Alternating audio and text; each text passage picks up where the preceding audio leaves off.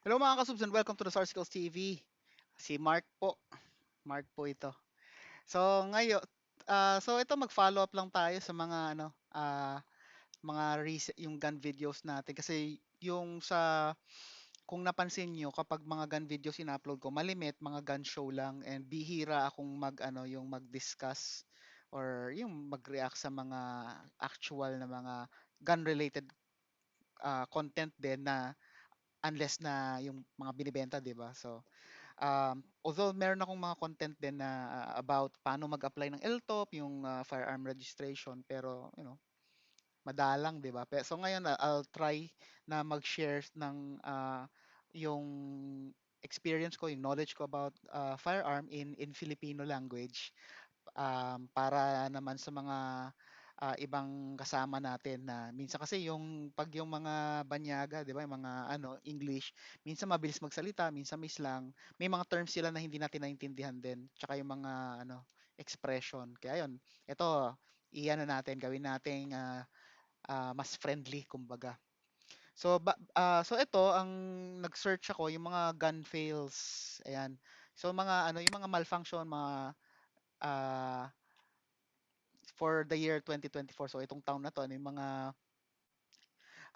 pwedeng mangyari na pwede sanang yung tignan natin na kung pwede siyang maiwasan and kung pwede siyang maiwasan, paano natin siya maiwasan para so yung mga gusto or yung mga nagpa-participate sa mga ganyan na competition or kunyari yung puputok lang, yung lang, putok-putok lang, at least maiwasan nila to para hopefully hindi mangyari sa kanila yung mapapanood natin. So simulan muna natin sa apat na yung four gun rules of safety or four rules of gun safety. So ito yung mga apat na mga dapat nating sundin, mga alituntunin ba rules or guideline. Anyway, or patakaran. So yon. So number one, yung tratuhin natin yung firearm or tratuhin natin yung baril as if kargado or as if loaded. Ibig sabihin, isipin natin lagi or lagi natin siyang i-treat na parang yung meron bala kagad sa chamber na parang readyng pumutok. Ganun dapat yung mentality natin pag tinatrato natin yung baril. Even if alam yung walang nakakarga, tratuhin nyo pa rin ng ganun. So, yung kasi na doon nagsisimula kasi yung disiplina sa baril. So ano ba yung mga hindi natin ginagawa dapat pag may bala, 'di ba? Hindi natin dapat hinahawakan kung hindi naman natin gagamitin, 'wag natin ilalabas sa kanyang gun casing or 'wag natin bubunutin pag hindi naman kailangan. Kasi nga 'di ba, loaded eh. 'Yun yung lagi natin isipin, loaded yung baril. So 'yun, expand natin, move tayo sa rule number 2. So yung panatilihin natin na yung finger or yung ginagamit natin pangkalabit, malimit naman ang ginagamit natin, syempre yung hintuturo, 'di ba? So panatilihin natin na yung hintuturo wala or yung nasa labas ng yung trigger guard kung tawagin or uh, or ialisin natin, wag natin itabi or ilapat sa gatilyo or yung trigger hanggat ready na tayong pumutok. So kahit nabunot na natin siya, kapag hindi pa tayo ready pumutok, dapat yung daliri natin hindi nakasuksok sa loob ng, yung hindi naka-curve ng gano'n, hindi nakalusot, 'di ba? So nakadiretso pa, kumbaga pag hawak mo yung baril, parang ganyan siya dapat. Nakalabas pa rin yung hintuturo. Ayun, obvious 'yun kasi 'di ba ang mga baril kasi iba-iba kasi yung trigger pressure niyan eh. So pag sinabi natin trigger pressure, yung ano yung amount na force, gaano ka lakas na hila ang kailangan para pumutok. Meron mga ibang baril kasi na konti, yung medyo konting ano mo lang, pull mo lang, nagbe-break na kagad, ibig sabihin puputok na kagad. Meron naman yung medyo kailangan ng effort. So, lalo na kapag hindi mo baril, syempre hindi mo alam kung gaano kaano yung trigger pressure niya, 'di ba? Kung gaano katigas or kalambot yung gatilyo. So, kapag hindi mo alam tas nailagay mo, hindi mo baka biglang ma-discharge lalo na hindi again, 'di ba, hindi natin alam kung merong karga or hindi. So delikado 'yon kaya dapat laging nakalabas yung hintuturo. Pangatlo, 'wag na 'wag itututok ang baril sa kahit anong bagay na hindi nyo balak sirain or putukan. So, wag niyong ipo-point sa isang bagay na hindi niyo naman balak barilin or ano. So, pwedeng living or non-living thing, 'di ba? Kasi baka mamaya, 'di ba, yung tinututok mo sa kunyari sa isang property like kunyari sa sakyan, pintuan or kunyari sa television nyo, 'di ba? Kunyari tinitingnan mo yung reflection mo sa salamin, yung mga ganong mga bagay-bagay. Wag nating gagawin yung mga 'yon. Kasi baka mamaya makaligtaan natin na nakalimutan yung i-clear yung baril ninyo, wag naman sana, yun, magkaroon ng tinatawag na AD or yung pag sinabi AD, Alpha Delta, accidental discharge, yung hindi sinasadya na pagputok nung baril. Yung huli, siguraduhin ang inyong target at kung ano yung nasa likod nito. Kaya natin sinisiguro yung target natin. Siyempre, 'di ba? Yun nga refer to number 3, 'di ba? Kailangan yung tinututukan yung baril nyo, yung meron talaga kayong intention na barilin. So, yung number 4, parang follow-up lang na be sure na yan yung target na babarilin mo. Tapos, also be conscious kung ano yung nasa likod niya. Ah, minsan 'di ba yung ano na, kunyari yung may um, mga area na ano yung may mga malalaking lupain halimbawa. Siyempre, kunyari ginagamit nila yung baril nila pangbantay sa palayan or sa farm or kung ano man. Minsan, 'di ba, nagpi-plinking kung tawagin, plinking yung 'di ba putok-putok lang diyan, yung laro-laro lang. Ah, 'Yon. Ang kailangan familiar tayo sa binabaril natin. Like for example, kailangan aware tayo kung yung bala ba natin malakas ba para mag-penetrate or tumago sa binabaril natin. Kunyari, binabaril mo lang, let's say, lata ng Coke or yung gamit na bote ng mantika. So, yan, kapag binaril mo ba yan na, ano, kunyari, may pinuno naman ng tubig, so, malamang tatagos yan. O, ano yung nasa likod niya? Kasi malamang yun, tatamaan din yun. So, kunyari, isa pang example, let's say, sinabit mo sa puno yung babarilin mo, medyo pataas yung babarilin mo, di ba? Ayun, delikado yun kasi ah, kapag tinamaan mo, pag tumagos, likely may tatamaan. Pag hindi mo tinamaan, mas malala yun kasi mas may puwersa yun. Pag bumagsak yun, may madidisgrasya. So yun, lagi tayong sure dapat na, kunyari ito yung target natin, ano yung nasa likod niya, gusto ba nating tamaan din yon? O pag hindi, kailangan siguraduhin natin na yung binabaril nyo or yung inaasintan nyo, may something na parang mag-i-stop, parang stopper para hindi siya penetrate, mag-over penetrate, yung hindi mo gustong tamaan, hindi siya matatamaan, parang ganoon. So yan, unang 8 minuto. Gun rules pa lang tayo. So ngayon magsisimula na tayo dito. Tapos yan, try natin i-ano kung ano yung kung meron particular na gun eto sa apat na to na breach or hindi nasunod nung shooter. Tapos so yun. Ito ano lang to, so opinion lang natin, hindi naman tayo certified na shooter. So ito from a parang an everyday person's perspective lamang. So yung malamang yung makikita natin yung mga obvious lang. So feel free, lalo na yung mga nanonood na medyo pro experience, yung talagang Uber experience, yan, feel free na maglagay sa comments. Pero yun, tandaan lang natin, maging ano tayo sa pananalita natin, maging respectful tayo. Oo. Casual lang, chill lang kumbaga. So yan, panoorin natin yung video.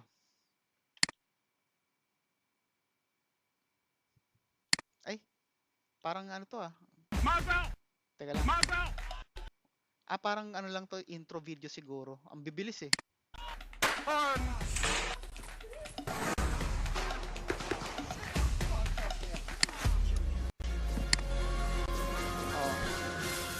Intro nga lang. So, wag na tayong mag-react doon. Anin na natin yung medyo mahahaba. Ang dami.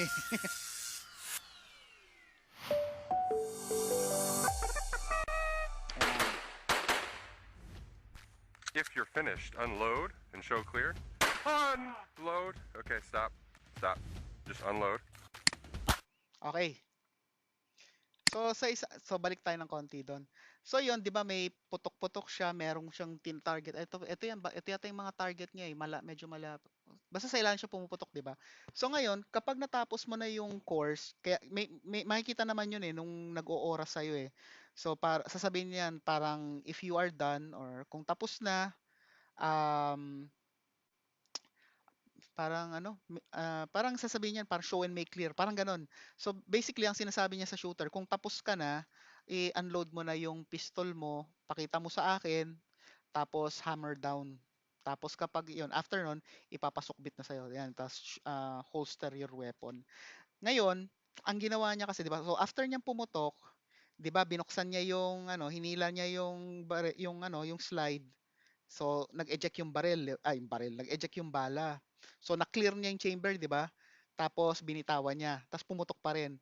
The reason kaya pumutok pa rin kasi nakasaksak pa rin yung magazine niya.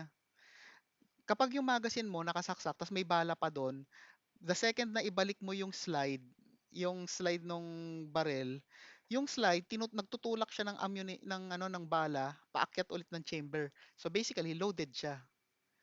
Kaya ang proper procedure kapag nagki-clear ng weapon, tanggalin mo muna yung magazine. So kapag tinanggal mo kasi yung magazine, kung may bala man dyan sa loob ng chamber, pag hinila mo yung slide, e-eject na rin yung bala, di ba? Tapos pag binitawan mo, babalik yung slide, walang nakasaksak na magazine, so wala siyang itutulak na bala para mag-reload ulit. So ang mangyayari, pag kinalabit mo yung barrel, papalo lang yung hammer, pero hindi puputok kasi wala na siyang bala. So yun yung procedure lang niya ng pag-clear yung naging issue dito. Tama yung ginawa niya na yung kapag nagki-clear, nakatutok dapat pababa. Yan.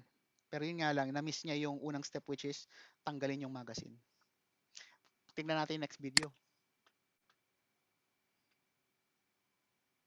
Load and show clear. Unload. Okay, stop. Stop. Just unload.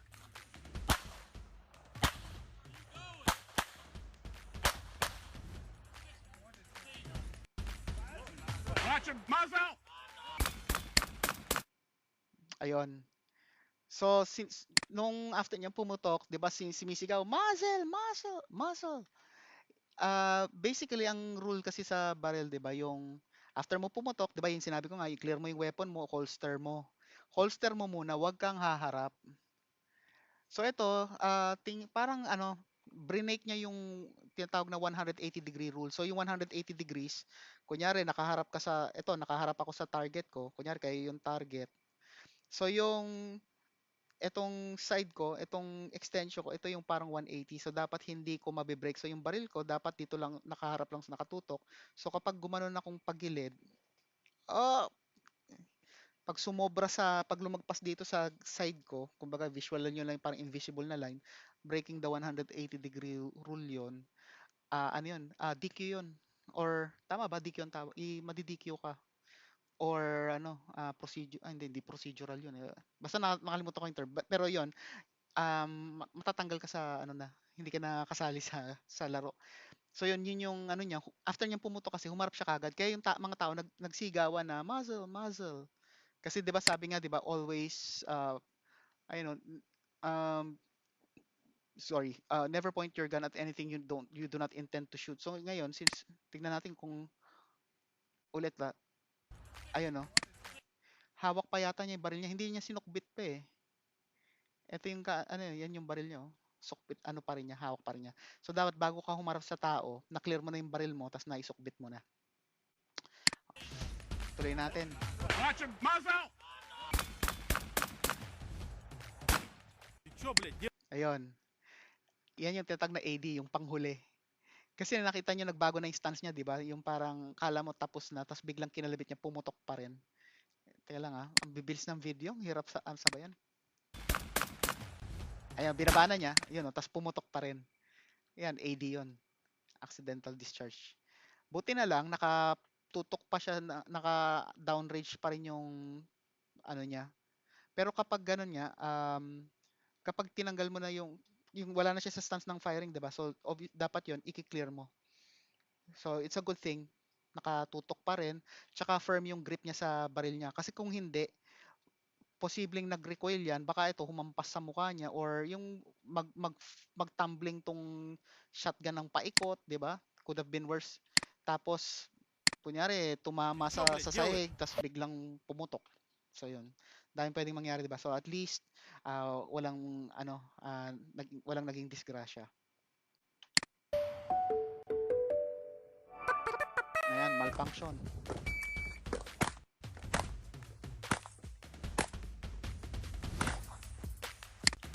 Ayun no. Ito yung ano niya, no? Parang, ano ba tawag dyan? Yung, nakalimutan ko yung tawag. Pero yan kasi, pwede mong palitan. Parang compensator. Parang yan kasi, napapalitan yan. Parang deroskas yan. So, syempre pag bumili kami nakakabit na, pero minsan pinapalitan nila ng ano yung mga aftermarket. Pwede rin kasi hindi aftermarket to. Pero assume lang natin kunyari aftermarket. So yan, niro-roscas yan. So nakita nyo, ano siya, medyo naging loose. Ngayon, hindi niya napansin, putok pa rin siya ng putok.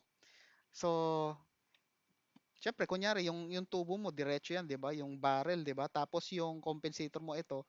So yan, nakaganon yan, medyo gumagalaw na, di ba? So, tabingi yan. So, parang ang nangyayari, pag dumadaan yung bala, tinutulak niya ano, kaya gumaganon, di ba?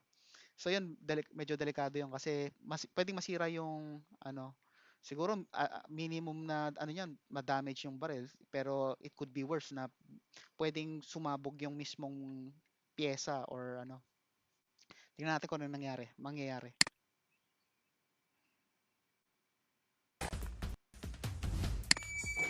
Ayun, parang nabali, no? Nabali yung ano. So, at least siguro good yung silver lining, at least damage lang yung nangyari, 'di ba? Hindi siya injure, pero ayun, dapat may ano rin tayo, presence of mind or at least yung mga yung mga nandun sa range din, it's important na i-call kaagad nila na ano. Pero for a shooter siguro dapat maramdaman mo rin kasi yan kahit papaano kasi yung kamay mo nasa bandang handguard, 'di ba? So maramdaman mo na may parang nagra-rattle eh. Yun, saka in case na yun nga mapansin mo, i-ano ka, mag-clear ka ng rifle, tapos 'di ba? Kung ako yan hindi ko na itutuloy. Kung i-allow nila na yung mag-recover ka, yung parang i-try mo ayusin, di okay. Pero pag sinabing hindi, tigil mo na kasi yun nga, pwedeng maging safety concern yan. Move tayo sa next.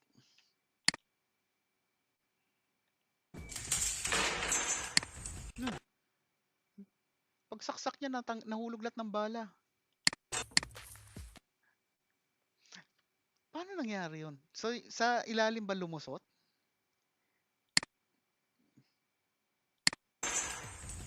Tingnan nga natin ulit.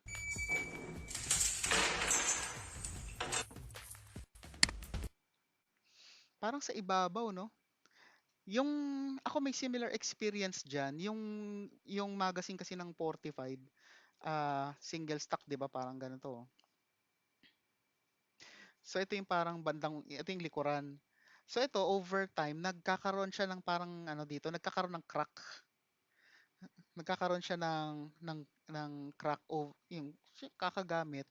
So, sa akin never pa ako naka-experience yan, pero naka-experience ako na nung tinanggal ko yung magazine, hindi ko sinalo. Kumbaga, 'di ba, nagtanggal ka ng magazine, hindi ko sinalo. Instead, nahulog siya sa sahig. So sumabog yung mga parts, nagtalsikan yung spring, yung ano ba yung follower ba tawag doon, yung nagtutulak sa bala pataas. So nagbaklas siya kasi doon ko na realize, may pingas na pala to kasi nga medyo luma na, ilang taon na rin. So siguro similar yung nangyari, pero yung kanya hindi bumagsak. Siguro yung pagkaka-slap niya, hindi naman kalakasan, pero yun nga meron sigurong damage na hindi niya napansin kaya nangyari yun. Again, at least yan mga malfunction na hindi nakadisgrasya, no? Buti na lang ganyan lang yung na-experience. Tingnan natin ano yung nakabilog na yan.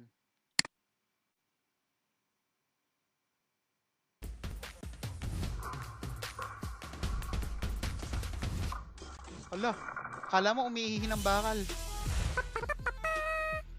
Ay, mga falls.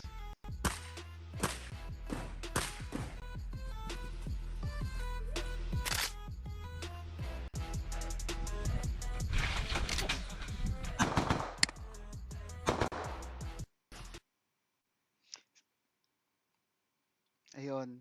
Yung unang fall, ako ang comment ko lang doon, kaya importante na yung daliri mo wala sa loob ng ano, wala sa loob ng yung hindi na, nakaano sa trigger guard.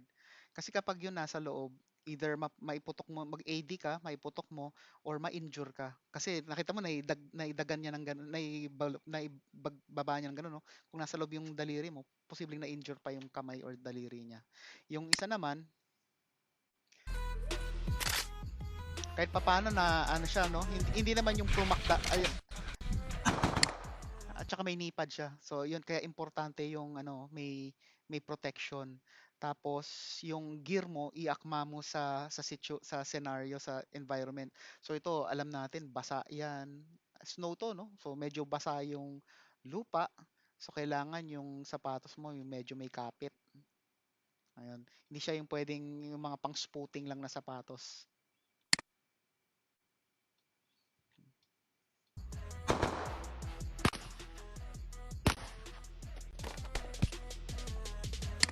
Ayun yata yung nahulog siya kasi hindi siya nakatingin sa dinadaanan din niya. Ayun, oh. Doon may ano pala siya, may step pala to, step down. Sa mga competition naman, pwede mong i-rehearse, eh, 'di ba? Yung parang review yung parang depende sa event. Pinapayagan i-review yung ano, yung course. So kapag pag pinayagan kayo i-review, so yun, magandang opportunity yun para i-familiarize mo yung sarili mo, 'di ba? Yung ilang hakbang, saan ka hihinto, ano yung forma mo pag puputukan mo na, saan banda ka magche-change mag, ayun. Pero hindi ko alam kung merong course na bawal or hindi papayagan ng ano ng range officer or yung nagma-manage ng course. Kapag gano'n, yun kailangan talaga doble ingat. So kita mo dito medyo okay pa yung forma niya. Yung bagsak niya buti maganda, no? Tsaka soft soft yung lalandingan niya. Hindi mabato, hindi graba. So hindi lang natin makita yung ano kasi may nakaharang pero at least mukhang okay naman yung ano kasi nakatayo siya kaagad eh. Anong bagsak yun? Tingnan natin ang bibilis ng ano kasi. Okay lang din yung same same.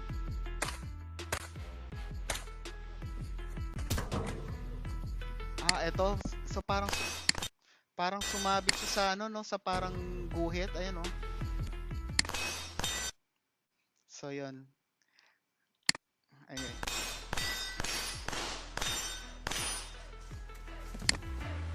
Ito naman yung buhangin kasi. So parang parang nagdig yung paa niya no. Pero parang sumabit sa ano, sa parang buhangin, parang ano lang buhangin. Tingnan natin ulit Ayun oh. Parang yung maganda yung pagkakadig nung paa niya, pero hindi nagkaroon ng grip. Kumbaga, naiganon lahat ng sapatos niya. Kaya siya nag-trip or nag-fall. Eto snow. So, same comment lang. Kailangan talaga yung gear. Tapos kapag ano, kung hindi ka kampante sa equipment mo, medyo lakad na lang, di ba?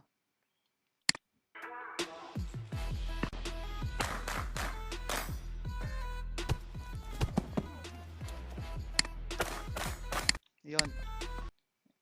Uneven kasi kapag ano eh, kapag buhangin eh. So yun yung naging ano, nag-trip siya. Pero at least naka-recover naman, no? Tapos wala naman siya na-violate sa ano. Kasi pinatuloy siya nung RO.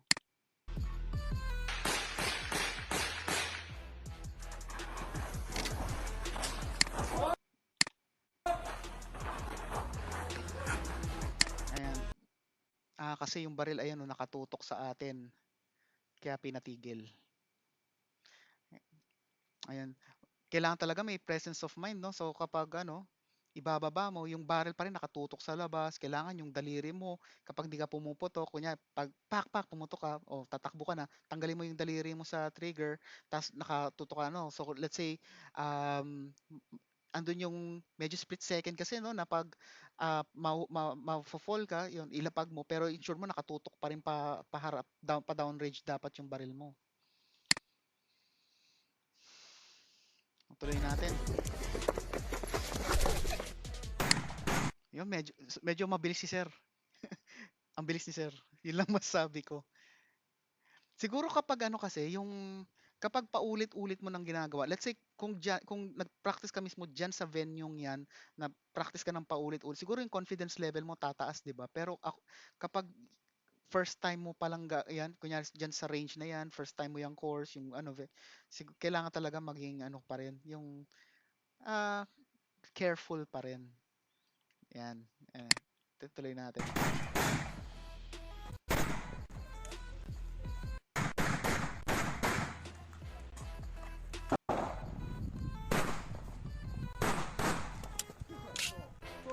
Ayun na ano siya, na out of balance siya dahil sa ano, na out of balance siya dahil sa ayan, oh, yung guhit.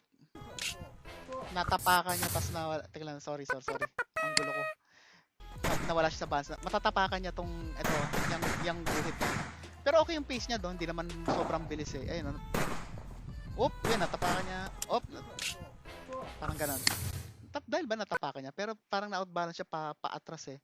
Or siguro hindi kasi pantay yung buhangin, so malalim, so parang nag-fall siya paatras.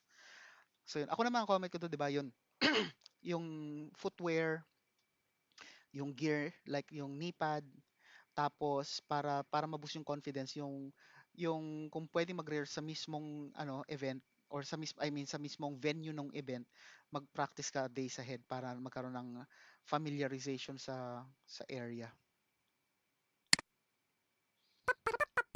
Naughty fingers. So yan yung sa rule number 2. Medyo mahirap makita kasi ano eh.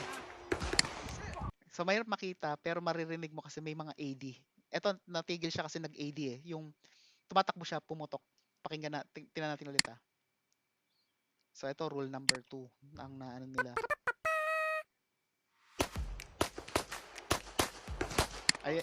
Ayun oh, narinig mo yung tak tapos tumakbo siya, tak, may pumutok. So pinatigil siya. Hindi kasi safe yung ganon. Are you ready? Stand by.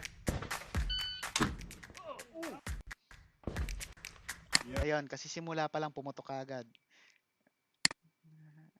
Ayan, ibig sabihin siguro yung reflex niya nauna na ano. Pero hindi natin maano kung talagang nasa loob yung daliri, ano yun, no? So kaya pala naughty finger. Stand by.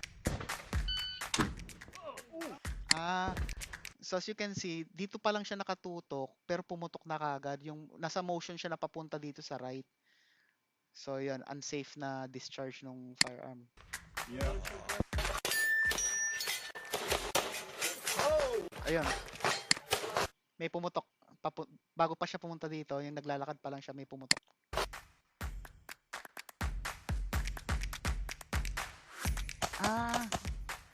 Ayun, may guhit eh. Tingnan nga natin ano yun, ano nangyari. Sorry. Dahil ba nag-flip?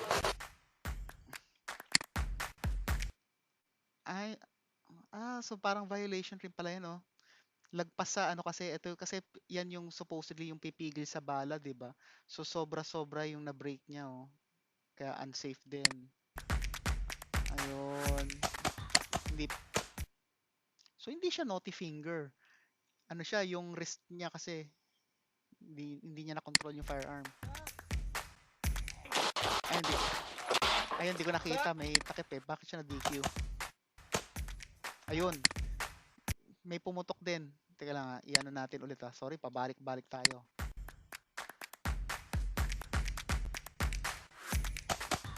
Tumatakbo. Yun, pak. May gumana, di ba? Bago pa siya makarating dito, may pumutok. Kaya, ayun, may pumutok din. So, yan yung from his point of view. Ayun. Yung last na putok. Ayun rin. Naku, binaril niya yung pintuan. Mabuti na lang kahoy yun. Pero ang ano kasi pag kahoy, di ba, nag-splinter din yan eh. Delikado yun, no? Pwedeng bumalik sa'yo yung piraso ng kahoy. Or worse, kung matigas yung kahoy or matigas yung pintuan, baka pieces ng bala yung bumalik sa'yo.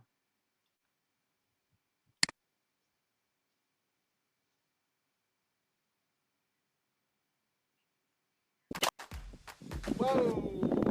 Stop. Teka lang, pinatigil agad siya. Whoa!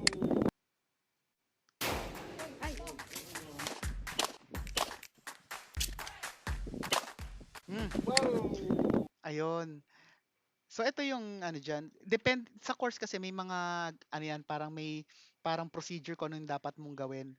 So ito mapapansin niyo may kulay itim, 'di ba? Yung kulay itim na area na yan, no shoot yan.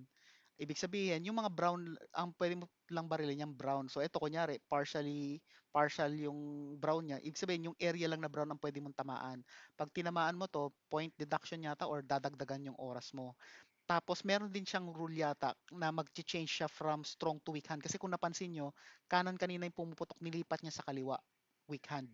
Ngayon, in the process of shifting, yung nagpapalit siya ng handle sa barrel, biglang pumutok. So unsafe na pag-discharge kasi ng ano, kaya pinatigil siya ng RO. Ayun oh. Ayun oh, pumutok agad. Whoa! Kahit siya nagulat Stop. siya eh.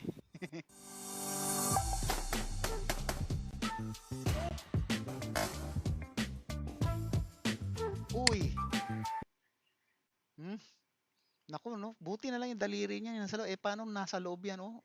Magkakaroon ng ano, yung ano ba tawag doon? Yung yung stigmata. Nakaka ano, no, buti na lang hindi pero nakakakaba na ano, yung ganyan yung ano. So as you can see, kahit mga ano, kahit yung mga yung nagko-compete, yung mga experience nangyayari pa rin kasi nga minsan may mga moment split second na ano natin na-overlook natin yung mga ganyan na um, situation. So yan, unsafe. So yan, malamang DQ yan or papatigilin na yan.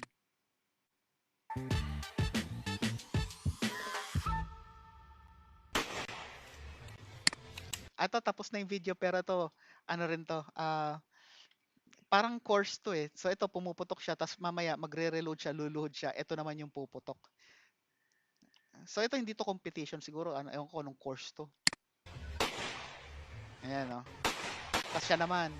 So parang salitan sila, di ba?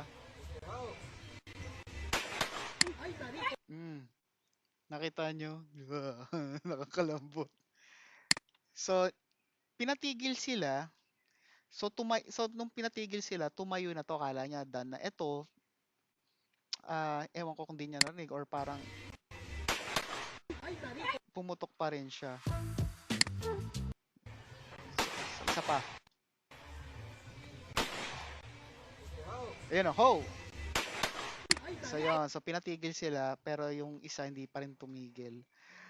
So dapat yun talaga yung kailangan na tayo mag-pay attention sa instructor tapos yung nasa unahan mo siguro ano rin mas safe kung merong signal like kunyari i-tap mo yung back para alam niyang safe tumayo parang ano confirmation lang sa between yung kayong dalawang shooter dapat nagko-communicate para maiwasan yun. Ako buti na lang sombrero lang tinamaan. So anyway, yun lang po. Yun lang yung meron tayo for today. Let me know kung nagustuhan niyo yung video. Ipakita nyo by putting comments, like, share nyo yung video, subscribe kayo. Kung kung meron kayong recommendation na yung video na gusto nyong i-react natin, tatry natin na i-react yan. Pero again, just to set your expectation, hindi tayo professional. Kumbaga, ano lang tayo, everyday Juan lang tayo.